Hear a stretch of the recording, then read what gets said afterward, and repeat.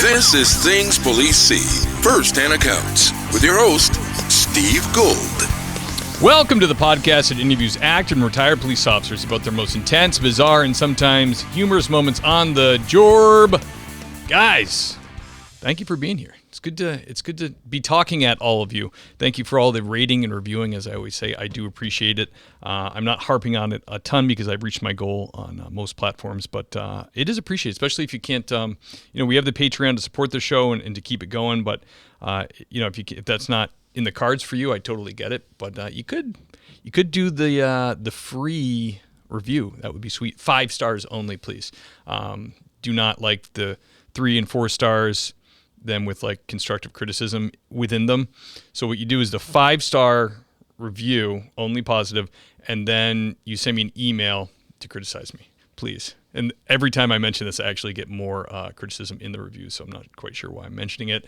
I apologize to the YouTube viewers. I'm badly in need of a haircut. I look like a dang beatnik or hippie. I look like a member of the Bee Gees. My apologies. And also right at the top, I want to mention, please do follow me on things. Got to get in the habit of doing that. Please join the YouTube channel, follow that, and hit the bell. And Instagram, all that stuff. You guys know me and social media is like, it ebbs and flows. Like there'll be a moment in time where I get all these shorts out, and then I'm like thinking I'm doing good, and then I just won't do it for like 4 months. Like the mode I'm in now, just because it's just a pain and it's a lot of work, and I don't like doing it. But I do put the shows up. I let you know when they're posted and other stuff on there. And like I said, if you do love the show, the Patreon's a place to show that love monetarily, which I love. The link is in the show notes for that. Today we have a really fun guest. She is 7 years on a major metro police department in Pennsylvania. We're going to give her some protection, not name the exact agency, but it's large. It's a big one. She, in her intro, she told me that she is a country mouse working in the city. So I like that, a country girl working in the city, and I'm really excited to have her. Without further ado, let me bring on the great Zoe Bills. Zoe! Hello, how are you? I'm good. Thank you for coming on the show. Thank you for inviting me. My pleasure. I'm happy to have you. As you know, as you've listened before and have heard me complain, we do not get. I do get there'll be a female officer in the process who going in and listens to the show and really loves it, but wants to hear more female perspective. Problem being, 90% of law enforcement is men, 10% is women. So I naturally just get less women wanting to come on the show. So I was super happy that a city copper like yourself, a lady copper, wanted to come on. So thank you for being a lady. Absolutely. Thank you. So how does it, so did you always have an affinity to the city, or did you grow up in the sticks and then end up in the city and then hence becoming a city cop? How did that work? Well, I initially grew up in the suburbs, but I would always go out to the country as much as I could. And then when I started applying for jobs, I applied for a couple of county and local agencies where I was back in New Jersey at the time. And they kept saying no because they already knew who they were hiring and the chief's test process wasn't working out. So I went, well, let me find somewhere with a fairly high crime rate with job security and openings. And right. Sure enough, that worked out. There you go. And now, I mean, 7 years in a major metro department is a feather in your cap. That's great. And you could, I'm guessing, go anywhere you want at this point. Probably, but so far I'm having fun, so I don't have any plans to leave just yet. Yeah, I gotcha. You could probably go to the country and become a chief of one of these small agencies. How about that, Chief I think Zoe? We do actually have guys who do that. Yeah, yeah. Fancy. Yeah, heck yeah. I work at a little agency right now, and I'm the sergeant there, and me becoming chief of a surrounding little town is definitely within my purview, which blows my mind because I don't know if I'd even want to do that. But even on a little level, being the chief is like being the person where the buck stops with you in all the meetings, in all the town department, all that whole mess. I don't know. It doesn't there's a lot to be said for getting in your cruiser with your duty bag and just going. There is. So there's good and bad to both, I imagine. I'm just not ready for that next step yet. Yeah, I hear you. What was your training like? What was the academy like? How long was it? It was about 9 months. Oh my So goodness. That's long. yeah, we're not really sure. We weren't really sure what the last month was for because at that point we'd already wrapped up most of our testing and everything. But they can't say we were unprepared going out, which was nice. Yeah. Yeah. I think ours is 22 weeks now or 23. And we actually, and when I went, it was 21. And we did see a lot of that too. Like the last few weeks, you're kind of like, just like, what is this we're exactly learning? A lot of, I think obviously what they're doing is they want to be able to put down, you went for this many hours, so it just looks better for liability and everything else. Like you're more fully trained, I guess. Yes, and it does seem to work out. There was some significant downtime towards the end, and a lot of the recruits were using that time to get to know each other. And then when they wound up in districts together, they already knew each other. They knew their ins and outs. They had at least one friend in the district with them, and that seemed to help out. Right. And was it paramilitary? You guys had like formation in the morning, all that stuff? Oh, yes. And the first couple of days they came out, they screamed at us, tried to get everybody as scared as they could. Good times. Yeah. I know what I love now, just like a guilty pleasure, now that I've been on the job for a while, is if you have to go to academy, if I have to go to an academy for training or something like that, and you get to see, we call them like the tan monkeys because they wear khaki, and you get to see them scooting around the police academy and doing stuff or cleaning a wall or standing at attention. It's like, oh my God, it just makes you appreciate not being there even more. It does. And in our academy, anytime and a ranked officer, so any patrol officer or higher, goes into the academy for training, if the recruits see us, they have to yell, make way, and jump aside to show that they are displaying situational awareness. And then you get to go through first. And most of us will go, okay, go ahead, continue on. But on the inside, you're going, hee hee hee, because we all Yeah. had to do it too. Exactly. I mentioned before, but I was on like a cleaning detail of the academy building, doing something ridiculous, like scrubbing the trim on the near the floor or something because that was dirty. And a friend of mine's wife, who is also a cop, came up to me, kept trying to talk to me, and I was like trying to she had like completely forgot like what academy was like. We had like DIs like going around checking the cleaning detail. And I'm like, Shannon, stop talking to me. Like, please stop talking to me. Because she's there for in-service training she's a full police officer in uniform. And I can only imagine like what's going to happen to me. Because we're not even supposed to talk to full-time cops when we're, recruits. And we're not supposed to have any interaction with them really when we're there. And she's just following me around like, yeah, so how's it been? How's it going? When are you guys done? I'm like, please stop. So I'm not going to do that to somebody, but I'm sure, I think she knew deep down what she was doing. She was having a good time with it. I think so. Yeah. Yeah, So she remembered. yeah, she remembered. Aspirations so right now you're in patrol, Yes. but I do see a picture of you on a horsey. So possibly mounted in the future? Hopefully. I do have a transfer, and I'm going to keep that active, and we'll see where it goes. Yeah. Is it, what is a test like for that? Like if you want to come on a patrol into a mounted, do you have to like, you apply for it and you show them your history of horsemanship, or like, is there like a riding test, like kind of like a motorcycle, you get on it and go around cones and stuff? Oh, I wish there were. That would have been great. So when I went for the interview the last time they had a general come out, we had to show up and fill out a questionnaire about, have you ever ridden a horse? Do you know what this means? Do you have any relevant experience? What do you know about training principles? Can you swim? Because apparently sometimes people fall off in rivers. And then after that, you go through the interview. They ask you a bunch of questions, easy enough. And then after that, you go out and meet a horse, and then they see you get on in your full gear to make sure that you actually can. This is a horse. Do you wish to ride it? Have you seen one before? Yeah, it was fun. And I went through the interview questions, and they brought me down and went, all right, this is Teddy. This is who you're going to hop on. So I said hello to Teddy, and then they turned around to fix something, and I hopped on, and they're like, oh, wait, you're on the horse. Well, yes, you told me to hop on. And they're like, oh, but you're up there. Yeah, was I not supposed to? I'm like, no, you're fine. I'm like, oh, okay. Wow. So it sounds like they would take somebody green and train them if they were picked. Do they do that? Oh, yes, they do all the time. They bring Really? in people who have no experience, who've never been on a horse before. That seems insane to me because I'm a little bit afraid of horses because I didn't grow up with them and they're very big. It seems crazy that someone would be like, yeah, I would like to be my first experience in full duty gear on a police horse. I guess the police horse is a place to be because they're kind of bomb proof, right? Some of them.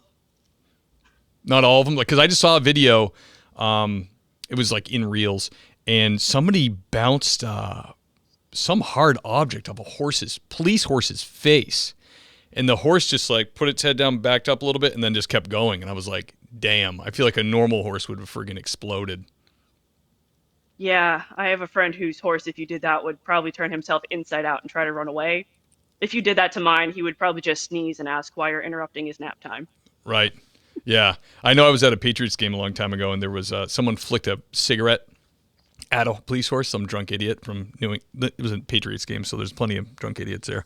And the troopers put that kid's face like through the tar. It was great. I was like, how dumb are you, dude? You're going to flick a butt at a police horse?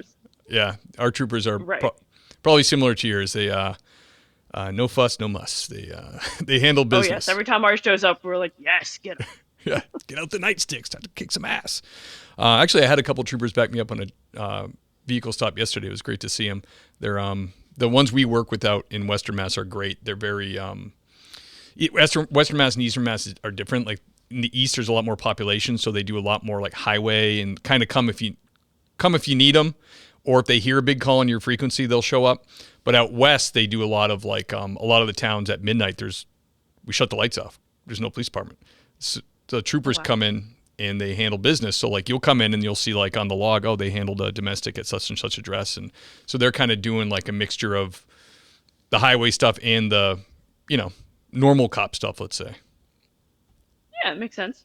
Yeah, and in Pennsylvania, are they highway patrol or are they troopers? They're troopers, and they do work a lot of the highways in the area. And when I go out to the counties, I see them a bunch. Okay, Sometimes so probably they come in if we need extra help for events. Yeah, similar setup to Mass, like they help the rural areas out. Yeah.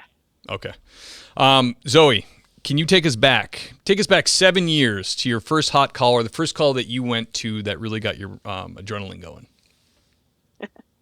It was probably the third day out of the academy and on FTO, so we were in our first 5 weeks of training. Nice. 3 days in, we get a call for a burglary, where a guy from out of state came to the house he was renovating and goes, hey, there's people in here, and there shouldn't be. Apparently they come in through the back or something. So my partner and I go, one of his buddies goes to back us up, and we get to the house. The guy's outside, and he points up at the window and goes, there they are. And we look up, and sure enough, there are people in this house. So the two officers, my trainer and his friend, they go running in. And I go, I don't know if I'm supposed to go with them, or am I supposed to get the witness information? Right. So I'm starting to ask him his name, and he pushes past me and runs into the house. I go, well, that's not safe. So I'm trying to keep him down the stairs, and the two guys go upstairs, and they hear, show us your hands. I'm like, oh, okay, there's people up there. So I push him back down the stairs. I run up, and there's two women trying to hide behind an air mattress. Really? And I'm like, well, that's not good. Yeah, didn't work. One of them was much larger than the other, so we could see both of them very clearly. So we grab them and their belongings, bring them outside, inventory the book bags real quick, and go, ooh, there's stuff in here. All right. So and I'm the only female on location. So at this point, we have those two male officers and me. Two sergeants show up, and a handful of highway patrol officers with big shiny boots and the fancy jackets. Yep. And they all look at me and go, all right, you got to search. Yep. That is the bane of the female officer's existence. Can we get a female here? Yeah, not so bad. The first one, I pat her down. She seems all right, so I do the more thorough search. Nothing there. Put her in a car. I start going over the heavier set one, and I stop, and I feel something weird at her hips and go, okay, you got something going on. And she leans really close and goes, I know what you found in that book bag. I got the harness. And I think about it and go, the harness? And she goes, I know about that dildo in the book bag. I was like, oh no. So she was, they had been engaged in intimate activities, and she was still wearing the strap-on harness under her clothes. So little old me with 3 days on the street and no experience with things like that have to figure out how to remove that from her person without anyone losing their dignity and without me missing anything for a search. Oh my gosh, that's terrible. So they broke into this house and were going at it in the house? Yeah. Wow. And was this like a kink for them, or were they going to steal stuff too? Apparently they hadn't gotten around to stealing stuff. We believe they were going to after, but he had emptied the house out since he was in the process of renovating it. So apart from some of the downstairs appliances, there wasn't much to take. So they got in there and they're like, well, there's nothing here to take, but I did bring the dildo. Sure enough. And that's what they were trying to do. That's nuts. And that's like right away on the job. Yeah, and they're like, oh, we didn't expect that for your first search. And then, of course, we forgot to turn the book bag in with the officer that took them down to processing. So we had to inventory the contents of that particular backpack back at headquarters in front of everybody. Yeah, that's great. It's so funny. I feel like every cop has a sex toy or dildo story. It's just something. It's inevitable. You got it out of the way early. It it is, to the point that I don't know why they don't cover that in the academy and go, hey guys, if you're prudish, open your eyes now, because Yeah, you're gonna come across this. yeah. Damn, that's funny. And what did your field training officer think? They think you handled it well. You get a gold star. I did, and he was pretty impressed. And he's like, "Oh, you did that really well." And I looked at him, I was like, "I don't want you thinking I've ever done this before." He's like, "Oh, I didn't, but now that you say that," I was like, "No." And do you But guys he's work? cool. We're still good friends. That's awesome. Yeah, I'm sure you guys will never forget that story. Do you guys, when you work in the city, are you two-man cars or is it singles? A lot of places are just singles, and sometimes we'll have two-man cars for high crime districts, or if there's just a shortage of personnel.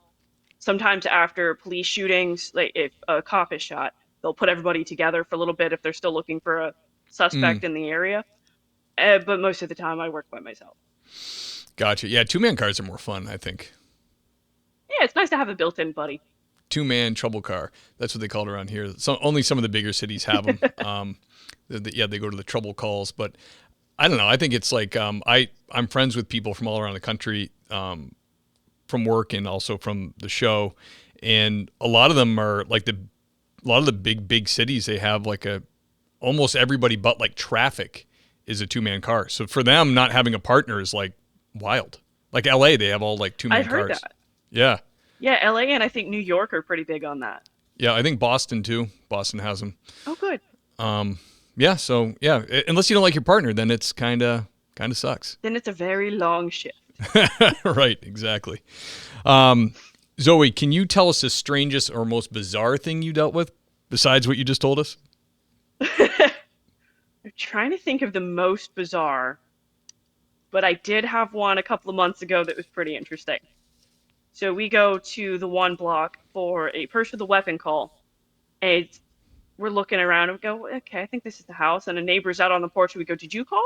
And she goes, no, it's in there, and points at the house next door. So, and that night I did have a partner. So we go up on the porch and knock on the door. We can hear the fire alarm going off inside, and someone screaming, help, coming from somewhere in the back. And we go, okay, it's in here. So my partner, who served overseas, is getting himself ready to kick the door in as I make notification that we're about to take this door because someone's screaming and no one's coming. Yeah. And then we hear thump, thump, thump. Hold on, thump. We're like, what the hell is that? So the door swings open and there's an older man with a walker. And then we go, did you call? He goes, no, but it's back there.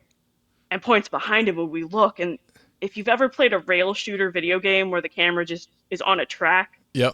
it felt like that clearing this house. So we go in and we go in the first room. There's no one there. Okay. So we go down the hall. We go to the next room. There's no one there. And we get to the back, and the yelling is getting louder, and the fire alarm is still going. And there's a kitchen, and there's debris everywhere. It doesn't even look like a kitchen. And there's the refrigerator that is fallen over in front of the doorway. So, okay, partner, hold cover. I'm going to go across this fridge and see what's going on because whatever it is coming from back here. Yeah. So I get on top of the fridge and I just feel a thump under me and I go, what the hell is that? And then we hear it, help! Bang, bang. And I look at my partner and go, there's somebody in the fridge. And he goes, what? So I hop off the refrigerator from the other side. I clear the kitchen. There's nobody in there, but all the cabinets have been knocked down. The chairs are destroyed. I'm like, what in the world? So we prop open the door and there's a leg coming out of the fridge. And my partner kicks some stuff out of the way and he opens the door so it opens kind of up. And this guy with no teeth, who's clearly got a drug habit, crawls out and he's covered in spit and just other food substances from, I guess, like ketchup and stuff breaking on Yeah. him. And he goes, you gotta help. They're trying to kill me. He's like, who is? The people in the oven. Okay. Okay, so that's clearly not the issue. So we slow it down, and the firefighters show up, and they're trying to turn off the alarm. They look at him and they go, What's that about? Like, we don't know yet. So then I hear, help! From behind him, even. And What? there's another door. I was like, all right, so what is that? It's Oh, an my oven head is person. tilted. There we go. Well, I thought so. So I opened the oven, nothing there. There was another door. We thought it went to the back. So I go and I open it, and it's a bedroom. And there's two little ladies in there, and they both have seen some things in their time. But I gotta say that that's what made this the strangest part of the call, other than the guy in the fridge. It was the single cleanest room I have ever been anywhere in the entire city. Huh. So everything was vacuumed, everything was neat, everything was covered in unicorns. Nice. I was like, oh, this is lovely. And apparently, they had had a falling out with this gentleman, and it's something over drugs. He took all the drugs before he could share them and lost his mind and tore the kitchen apart. So then we called for rescue for him, and they show up and they're like, we don't know. So we wind up throwing him in our car and taking him out to the hospital. And as we lead him in, they're like, did you guys do this? Like, no, we found him in a fridge. And they're like, oh, okay. Wait, what? What? So yeah, guy in the fridge. Yeah. Wow. So these people all live together, including the old man in this one apartment. Yes. So And it was one house, but it was about two bedrooms. the old man, is he We're is he related to anybody here? not sure. He never said, and then he didn't want to talk to us, so he'd shut himself in a different room by the time we went to leave. Wow. And the guy obviously was having some kind of like mental break from drug use, or Yeah. some kind of So anybody out there thinking psychosis. drugs are okay? Yeah, don't do drugs. This is what happens. You wind up trapped in a refrigerator. That is so weird. Not in your wildest dreams would you think you're going to go on a call like that. That's crazy. No. What was with the unicorns? They just were fans? I guess so. So I think had some taste at least, but it was Yeah. just not what I expected going into the back of a house with that much chaos going on. That's nuts. I am a bit of a unicorn myself. My when my daughter was 10, somehow she told my phone to call me Unicorn Dad. And she's 15 now, so for 5 years I never even bothered because I think it's funny, but like if I go like Siri, make me a reminder, set me an appointment for this. It actually just came on. It will tell me I did it, and it'll say the appointment's been set, Unicorn Dad. So Perfect. yeah, that's me, Unicorn Dad. I like it. Yeah, that's a wild one. That's especially for, I think when you police in a big metro area, there's no limit on the kind of things you're going to run into like that, what people can come up with, especially when you mix in illegal drugs and close living quarters. Yeah. Yeah, and like you said, high crime, job security. There you go. So he's a section. Exactly. So here we would call him a section 12. What do you call him in Pennsylvania when it's like involuntarily going in? That would be a 302 because it's the number of the paperwork for an involuntary committal. Okay, 302. And police officers and doctors and stuff and social workers can do that? Yeah. Okay. Yeah, it sounds like the same. We're section 12. I think California is a 5150. And then what is the Florida one? It's called Bronson Act, What is or that one? it's named out. I think so. It's named after somebody obviously that needed one, and then they wrote his name into the law. It's one of the only states that has like it's like named after somebody. Broward I think Act. that does sound right though. Something with a B. Yeah. Baker Act. Oh, there it is. Baker Act. Bam, nailed it. All right. Good job. Yeah, thank you very much. Zoe, can you tell us about the most intense or terrifying call you went on? The most intense or terrifying would definitely be moments from the 2020 riots. But if we went into all of that, you could have just two stories told from any officer who responded to that. You would have probably 3 months worth of just riot stories. Oh, bring them up. Spread the word, Zoe. Send the link. I need more people anyways. I'll hear them all. We could coordinate that for you somehow. That would be pretty cool. So the one we're going to go with is a couple of years ago, there were some officers up in, I think, the north section of the city. They went to serve a warrant, and this guy started shooting at them. They got trapped in the house. It was a whole thing. It was the first time I'd ever heard a double assist go out, because in this city, first assist means if you're not, just get there.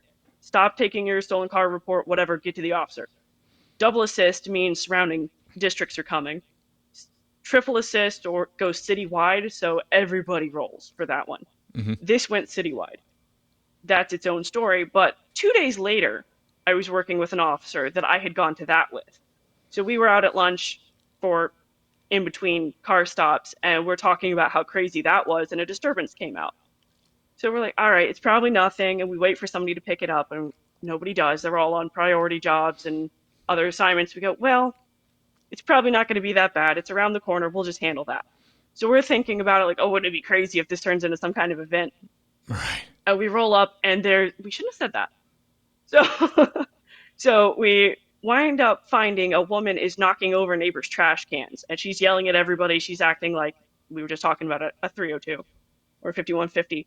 And some guys on the street are filming her going, oh, isn't this crazy? And the neighbor is the one who called and says, I don't know what she's doing, but I don't know this lady. She's knocking over everybody's stuff. She's causing a problem. And so my partner goes to talk to that neighbor, and I'm watching the female, and she runs over and is messing with some guy. She walked up, like, shoves him. And I watch him for a second because he just goes still, and he reaches down for something in the street. And the woman comes, and she's yelling at me, and I go, step aside, please, for just a minute. And I look back at him, and he's picking a shotgun off the ground and starting to move it into position, and he's locked on her, and she's way too close for me for comfort. And I'm like, oh no, he's got a shotgun. So I yell out, gun. And my partner is a couple of houses behind me, still talking to the original complainant.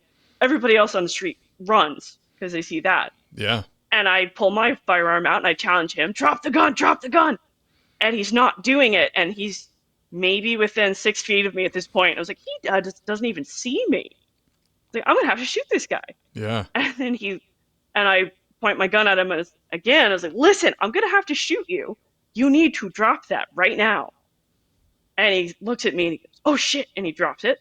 And I grab the shotgun off the ground, throw it in our trunk, come back to him and go, what the hell is that?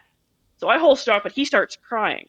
And it turns out he wasn't actually going to shoot anybody. The female who is telling us to arrest him now, we don't even know what this is yet. Because for all we know, this is some kind of setup. It was. That was his ex-girlfriend. She had stolen the shotgun, and she came and made a disturbance trying to get everybody out to film him, thinking the cops would be all hyped up from the event 2 days before. Oh my gosh. And she was actually trying to set us up to shoot him. And that was his own shotgun that she had stolen from him, and it had a stolen serial number, so we had to get that taken out of the system. What a B word she is. Right. And so if we hadn't been thinking critically and he hadn't come to, we'd have had a very different situation. That is diabolical. Yeah, that was not what we were hoping. But fortunately, it all worked out okay, and a warrant went out for her. Yeah, as they say, hell hath no fury or hell hath no scorn like what is it? A woman scorned? Hell hath no fury like a woman scorned. Yeah. Yep. Yeah. Man. Damn. Well, he's lucky you didn't shoot him. Yeah, it was real close there for a second. I'm really glad I didn't have to. That would have been a bad day. Yep. See, a woman set him up, then a woman made the right choice and saved him. Wow. We try.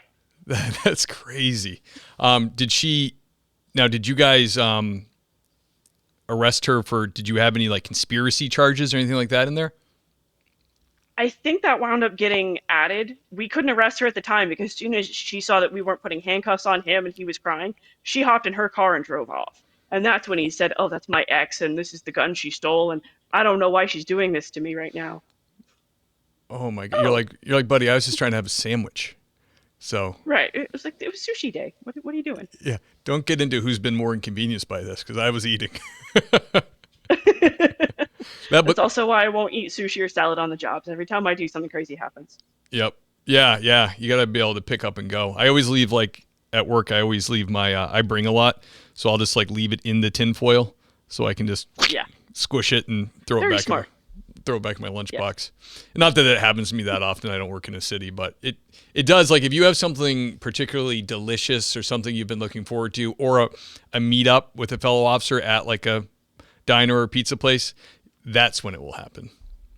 Yes, if you try to meet your favorite coworker for a burger on the far end of the district, a shooting will come out on the opposite end, founded with 2 victims.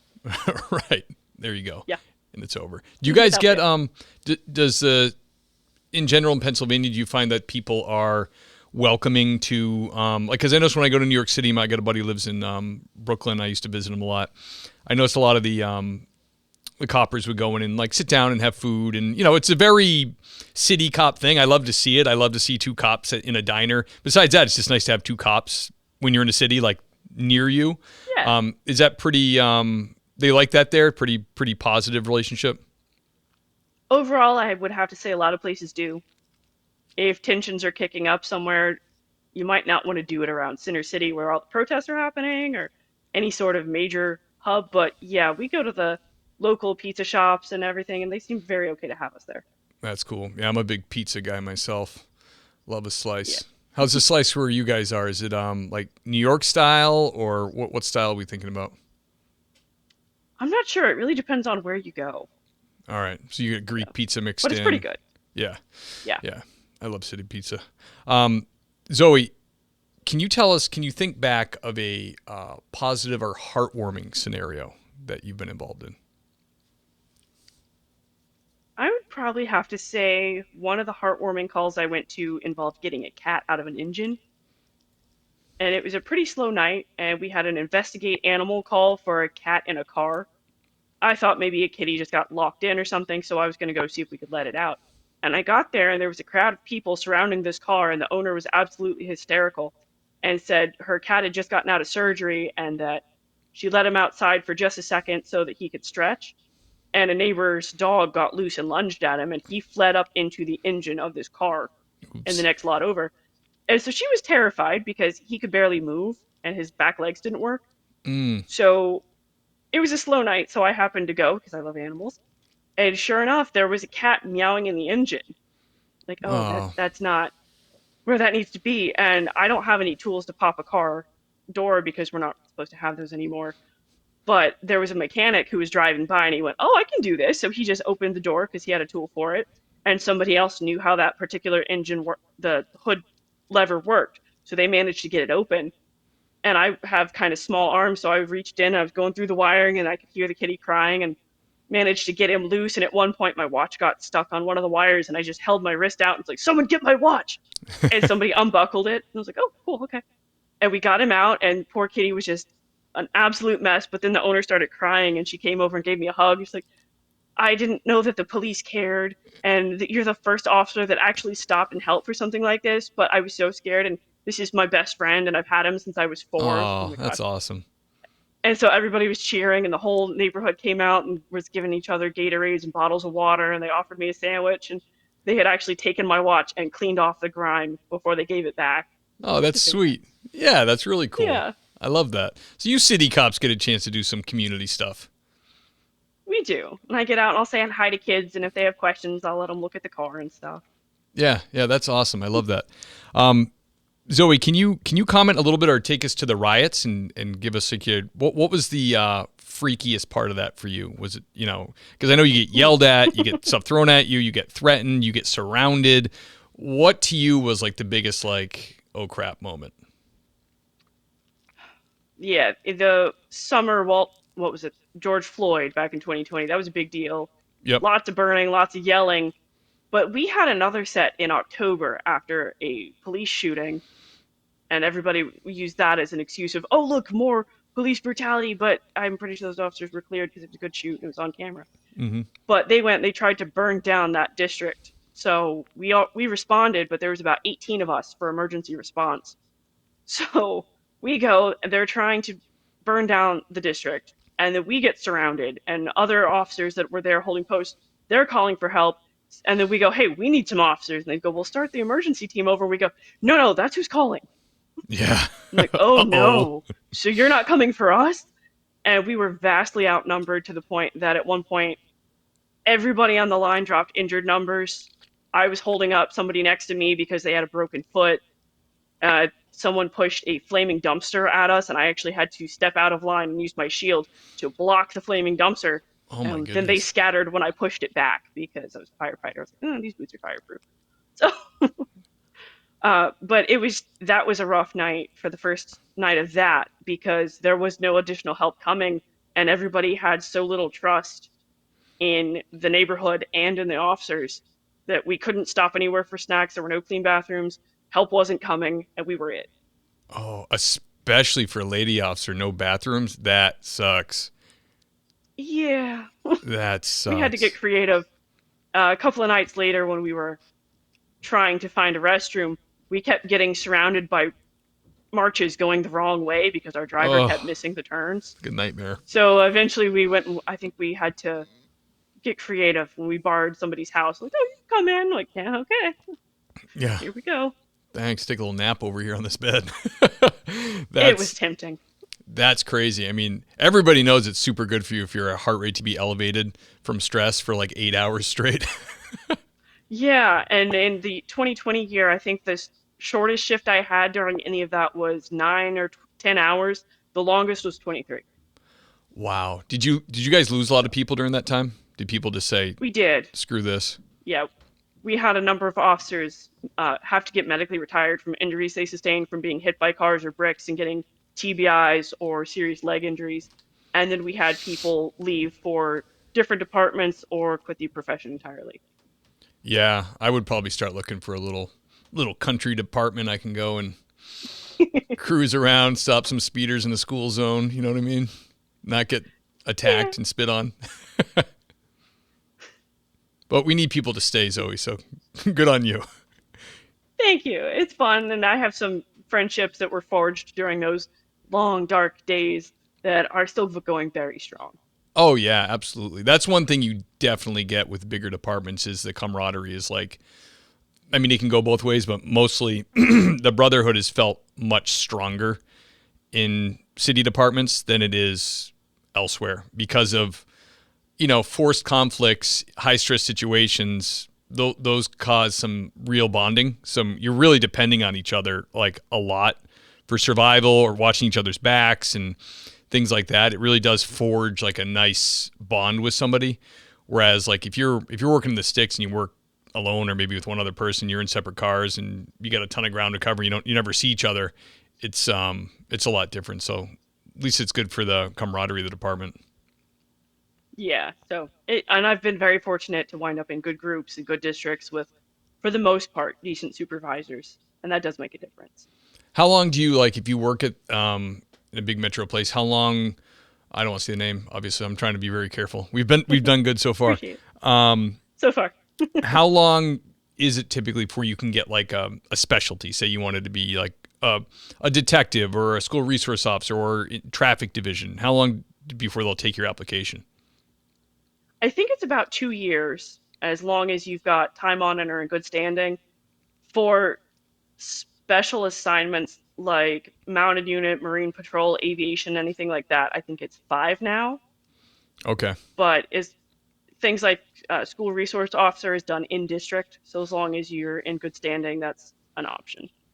Okay. And you guys must have a massive school resource officer deployment with all the schools. We have a good number. How many school resource people are there? I'm not sure. It depends, I guess, on the resources of that particular district.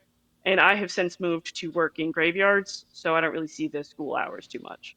Gotcha. We had a I don't know if it still exists, but I think it does. We have a high school in Massachusetts that's so large and so, let's say, to be kind, wild. They have the high school has their own police department embedded in it with Oh, like wow. patrol sergeants, the whole deal. It's it's It's a freaking crazy. shame. City of Brockton. It's a very, very shoot 'em up town. It's a very violent town. And for some whatever reason, they have this gigantic, I think it must be regional high school there.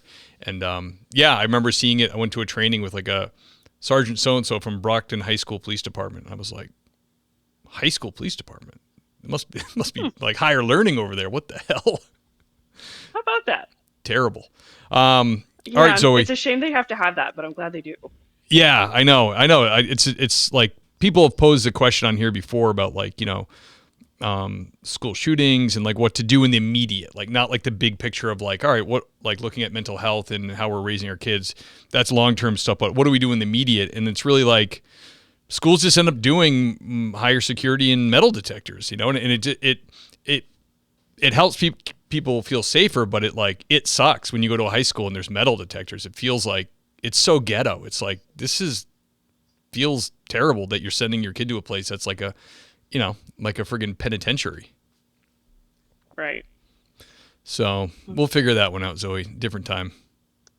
I think so. You and I. All right. So a popular question on here, I know you've heard it asked before, is advice to new officers coming on the job. And if you wouldn't mind, could you curtail it to female officers because it's a much different, or it can be a much different experience for female officers coming into a male-dominated profession where men act like men. We know how men, when they're in big groups, act, and a lot of rough talk and a lot of whatever. Could you give some advice to that person who's like on the fence, that woman who's thinking, I think I might want to do this, or is in backgrounds, Okay. Well, if anybody out there is thinking about doing it, give it a go, because we need you. And a lot of the departments will say, if you get in and find out this isn't for you, fine, you can tap out, but give it a go. So something for the females, don't be afraid to get in and put your hands on somebody. A lot of departments will make it sound like, we don't want you to do that.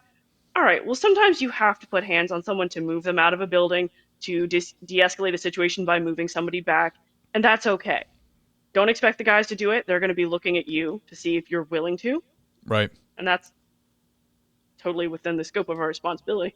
Yeah, absolutely. And then, if you have backup and it doesn't go right, then you got everybody right there. Absolutely. But if you know that you can and you're willing to, that's actually going to help you feel better about yourself. So if you need to take martial arts lessons or any kind of self-defense, go for it. It's good to know what they do in the academy, but know a little bit beyond that, because things on the street don't go the way they do in the academy. You need to be able to hold yourself. Once you know that you can, that confidence will be projected out through you on every call you go to. Yeah, they definitely, the bad guys definitely smell weakness or fear. They in the academy, they played a video for us of, they interviewed a bunch of people who had killed cops, and they were like, one guy, and I've said before in the podcast, some people are going to yell at me, Steve, you already heard the story. Anyways, so the guy said it was like a watering hole, and like the cops that he chose to attack, he said, I've been, confronted by cops before that were confident, held themselves a certain way, uniform was clean, I didn't screw with them. He said, but the slob, the one that's not paying attention, the one that doesn't seem to care, or they're burnt out, or small in stature but not in shape, those people are the people he hurt. So it does make a difference, like what you're putting out there, because I think for a woman on the job, I've seen it, like you can diffuse things differently, and a lot of men are ingrained not to attack women, like most men are more ingrained to not assault a female, and it can be to your benefit. But on the flip side, when it does happen, because it does, physically you're most times are going to be outmatched by a male. So it's like a yin and a yang situation. It can help you, but also you got to be ready to go and use your tools and everything else, right? Right. And I've had situations where I had to separate parties in a domestic and I was by myself, grabbed the guy, put him in handcuffs, and then he was sitting in the back of my car and I go, why didn't you try to hit me? Just because I was curious. He went, the way you grabbed me, I thought that might be a bad idea. Yeah. Okay, yeah. And then I've had other calls where I've gone in with a man who's fighting every male in the room, and he goes to swing, and I happen to have my hair back that day, and just like, hey, what you doing? And he looks at me and stops and goes, you ever seen Chicago PD? I go, yeah, just watched it last night. Why, what's up? And he goes, you look just like Kim Burgess. And I guess that day I kind of did. I was like, all right, we'll tell you what, why don't you have a seat on those stairs so I don't have to call Officer Boyd on you? And he goes and he sits on the stairs, and then the guys handcuffed him. That's great. I love it. That's so funny. Yeah, there was. So if he'd rather not hit a TV character, so be it. Yeah. It's like my buddy Dave was an LA cop. He's retired now, but he went to a call of a big white supremacist dude on PCP freaking out and ruining a house. And he got there, and the guy was sitting on his bed, rocking back and forth. He looked up at him, and he goes, and my buddy Dave Escoto is, Latino, and he goes, I hate Mexicans. And my buddy Dave goes, I do too. And the guy just started laughing, and then from there, everything was fine. So yeah, if you can diffuse a situation like that using your mind, I mean, the mouth is the best thing we got going. Yeah, and that's actually a good point because in the academy they might say, don't lie to people, don't play into a 302 or an EDP's delusions. Well, back in COVID, my partner and I were assigned from this one unit because we have hazmat and bio training. We had to go to the COVID calls. So we went, we suited up because there was a guy who had to go be committed for mental health reasons. And we're reading the notes on the MDT and it says he's an undefeated boxer. And we get to the house, like, yeah, he kicked off the back door. It's not on the hinges anymore. He wants to fight everybody. We go, well, that's not great. Yeah. So we get in our little paper suits, and the sergeant's there. He's like, oh, don't put your rig on, because if we have to decontaminate it. I go, yeah, I'm not going in unarmed. He said, well, you can't bring your rig. We have to decontaminate it. And they go, oh, this is going to get interesting. Oh. And then my partner is behind me, and he goes, I'm bringing my taser. So we go up. Sorry to your YouTube video, people. My phone just got sagging. No worries. So we go up the stairs, and the guy's in bed, and we flip on the lights, and his brother goes, hey, man, you got to get up. And he looks at me and my gas mask and full-on hazmat suit and goes, we got bed bugs? And I go, yes, sir, your house is infested with bed bugs. I've got these flea collars here that are going to help. So his brother walks over, and he puts his hands in front of him, and I put some zip cuffs on him. And I go, all right, man, get out of bed. It's a matter of importance. You got to get out. So he gets up, and he puts his hands behind his back, and I zip cuff him, and we go downstairs. We get them both in the back of the wagon. I say, wait, little guy, you can't go in through this decontamination process. You're too small. Hop out. So he hops out. We shut the door. And then the guy inside's like, wait, was this a trap? And we're like, we're not going to answer that right now. Yeah. But the point is, nobody got hurt. A taser did not get deployed, and the big man talked himself into his own zip cuffs. Absolutely. And we all know sometimes you got to do what it takes.